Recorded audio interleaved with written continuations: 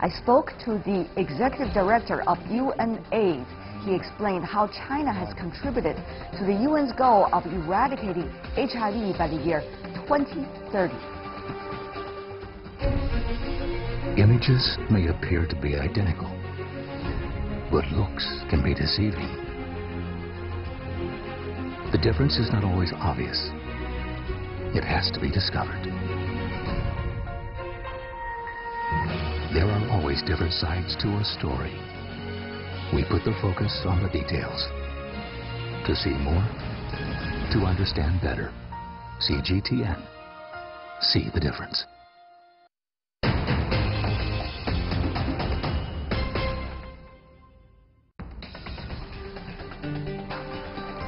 The world is changing fast, taking all our lives with it. But we can change it too, by seeking answers to problems through discussions and debates. Our World Insight, I ask direct questions to real people in the know, seek genuine answers, but respect diverse perspectives. Our live global debates tackle the most critical issues head-on. World Insight with Tian Wei go beyond the headlines.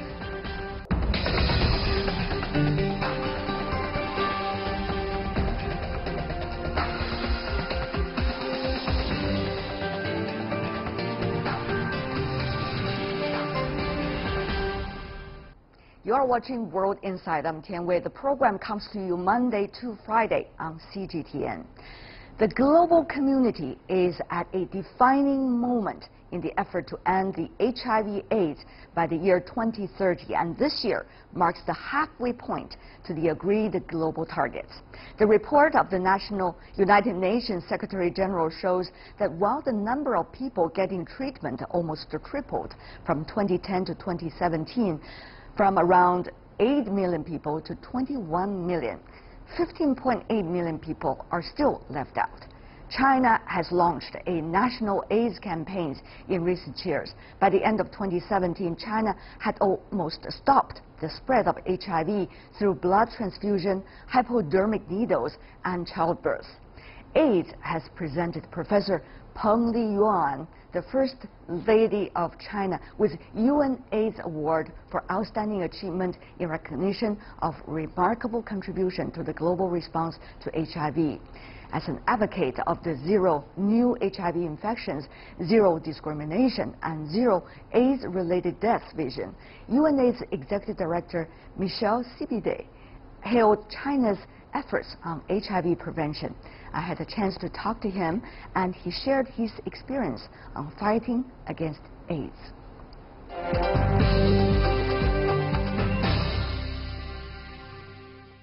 Tell me about the commitments you made 2009. Have they finished to a certain extent? I think 2009 was a critical year for all of us. We were thinking how we will be able to put more people on treatment. You committed 000. And 000 was a very important vision for the simple reason it was about social justice. It was about leaving no one behind, making sure that every single person could benefit from innovation, from discovery, from science. And today I can say that we are not there. We are not yet there, but we can be there. Today we have been able to break the backbone of this epidemic. For the first time, we have more people on treatment than people waiting for treatment. And we're seeing more and more countries telling us that they will not have babies born with HIV anymore.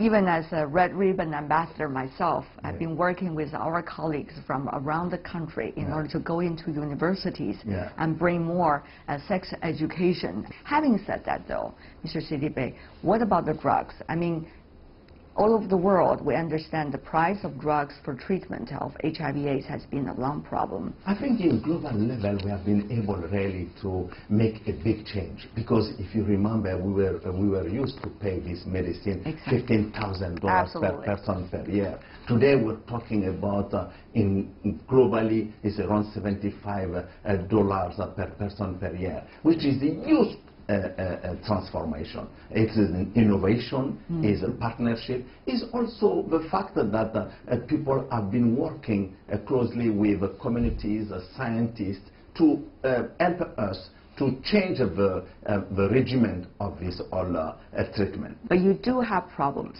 with some of the key groups. For example, young women around the world, what to do with them? No, we need to make sure first that our leaders can understand that we cannot not keep them at school. Not keeping them at school is terrible. We have experience in Malawi, documented by World Bank, showing clearly that if you give only $10, I said $10, only $10 cash assistance every month to poorest girls who are living in poorest family to stay at school, you can reduce drop out from school by 40%, you can reduce infection by 60%, and you can reduce early marriage. So we need to have a political commitment for keeping girls at school. There's lack of commitment by some countries toward international mechanism. There's lack of commitment to multilateralism for some time. There's lack of confidence that the UN system would be able to fix some of the biggest problems, AIDS included, of the world. You also heard the countries withdraw from some of the important UN mechanisms or organizations. The world today I'm very scared about it because I'm seeing growing isolationism. I'm seeing growing unilateralism. And I want to say, you cannot resolve any problems in today's world if you don't bring multilateralism at the center. You cannot do it alone. I just came from South Sudan. It was, you know, we were all hoping that South Sudan will be the peaceful countries, that we will transform completely South Sudan. And today we are faced with a huge crisis. The armed forces are contributing to 43% of the new infection in South Sudan. So, through what? Through certainly violence against women. Through what? So it's impossible to resolve the peace process in South Sudan if we don't bring all the players around the table, if we don't engage multilateralism in a different way. Meanwhile, you also see some developed economies. If I could just put out a word there, the United States, for example, Florida, the state of Florida, they have seen a huge rise of the number of HIV infections as a result of the policies they have within the state, as also a result what they consider as the migrants and the immigrants.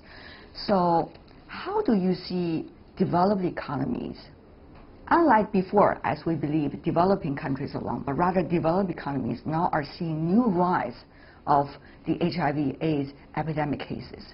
I think we need really to address vulnerability. And unfortunately, those vulnerable communities, I'm not talking too much about vulnerable, fragile states. I'm talking about fragile communities. Right. And those fragile communities, you find them from Baltimore to Bamako. And we need to have a society which is more inclusive. Society which will not have 70 countries with homophobic laws. Societies which will not exclude people for who they are or from where they are coming from. But society which will really understand that without building bridges between people, you will not be able to have a stability. You will not have a peace.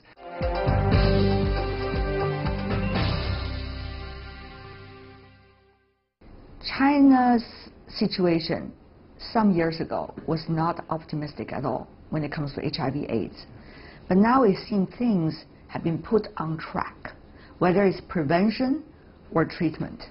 So is there something that China can provide to the rest of the world? I think China can provide a lot. Let me just say that when I came here in 2009 and even before, it was zero tolerance for people who were injecting drugs. Zero tolerance. Today, China has been able to put in place one of the biggest programs of harm reduction. And I have been visiting sites where people who inject drugs don't have any more HIV. They are not transmitting any more HIV. How is that being done? It's done through leadership. I think what we need to understand is that when you have a practical leadership with a vision for the people, and they are making mechanisms with clear policies and programs to reach people where they are, you change it.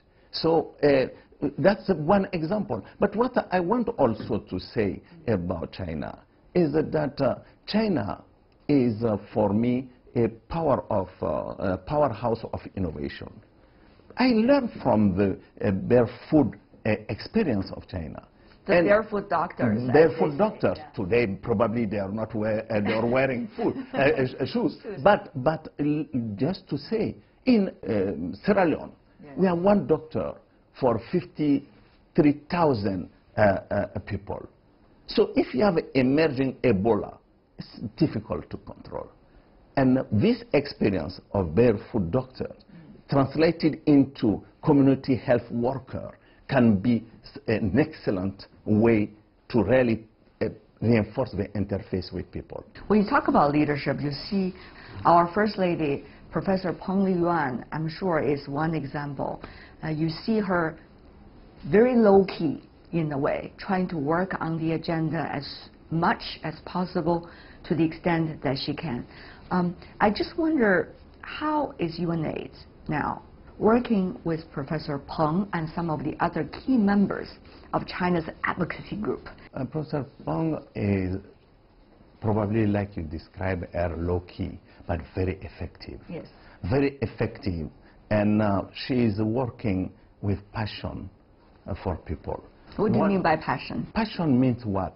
Going to people who are completely forgotten and making sure that she can really be their voice, influence policymakers by advocating for them, making sure that stigma, discrimination were so important issues in our society, respective societies, dealing with those difficult issues, trying to remove those, but not just working from China and in China, but trying to work with other first ladies. I saw her with African first ladies. I saw her bringing an orphan from Africa and trying to give them space, hope. China and some of the other developing countries have been contributing to provide some solutions. How is that working now on a global basis? What China can really bring in the future, from my point of view, is the partnership with Africa, making sure that we can completely help African regulatory system, help, and we are doing that already with the Gate Foundation, bringing countries to better understand what is happening here and how we can really work together to reinforce the regulatory system of our African countries, regulatory system, drugs management, and also making sure that we can go progressively for accessing to better medicine, low prices, affordable, but producing also locally the medicine which are not under patent.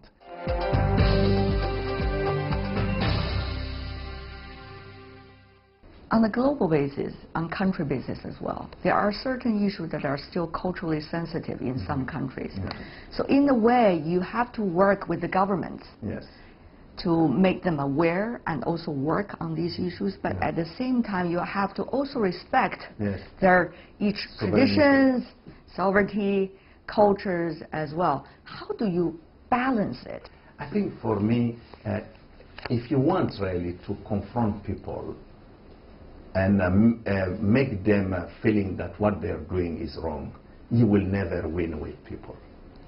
Because you need to make people understand with the fact, with the data, with strategic information, that their people could be left behind, that they should not discriminate their own people. They should think about the dignity of those people who are not part of the process. Saying that, human rights should be respected. Because I personally believe that when you have a violence against women, when you have a rape, you could be in Mali or in China or in New York. It's not acceptable. It's not acceptable. We should have norms and laws which protect them. We should make sure that people are not excluded from their right to go to school, excluded from their right to have access to health services. Right. You have my health is my right. Were there frustrating moments for you? Oh, yes. Yes. How did you deal with them? I think for me, I just say time is important. When you're frustrated, come back again. Never stop. Continue to advocate. But sometimes you need to give time. You have to demonstrate your passion about your cause wherever you go. For example, right now, you're doing exactly it. You know, I was in Lesotho. I was sitting. It was a great meeting with civil society, like I will have now. A lady is sitting near to me. She was 45. And she told me, you know, Mr. Sidibe, when I was 28, I have been going through forcibly sterilization because I was HIV positive. They took out of me all my reproductive rights. And today I'm suffering. Medicine is there. I could have a baby born without HIV. But I am happy to contribute to help others to not go through the same. When I'm meeting this lady, not having any real power, but the power of her passion, I said, you cannot not be passionate about what you're doing. When I met this man in Abuja, coming to see me and saying, you know, you met me when I was almost dying. And now, look at, I have 3 children. Thanks to global solidarity, thanks that I have access to medicine, those children now are going to school and I'm back to in my life. I cannot say that I cannot have passion for what I'm doing. You got a lot of different organizations, whether it's intergovernmental organizations like the UN or private organizations, international organizations as well, NGOs. How do you envision UNAIDS' role in this big landscape? It seems that everybody is doing a lot of work. I think UNAIDS is a unique model in the UN system. It's the only organization with non-state actors sitting in our board, challenging us, making us thinking about everyday people.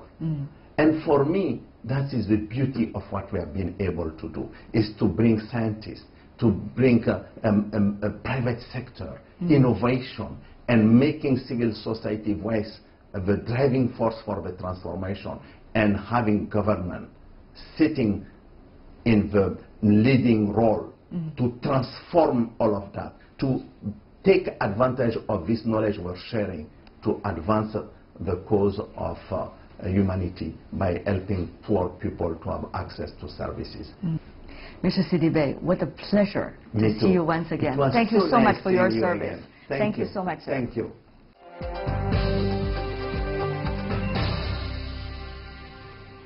And that is all the time we have for today. If you'd like to see more, try to find us World Insight CGTN into your search engine or check out our YouTube channel. You can also follow us on Twitter, Facebook, and Sina Weibo. From me, Tian Wei, and everyone at the World Insight team, thanks for watching.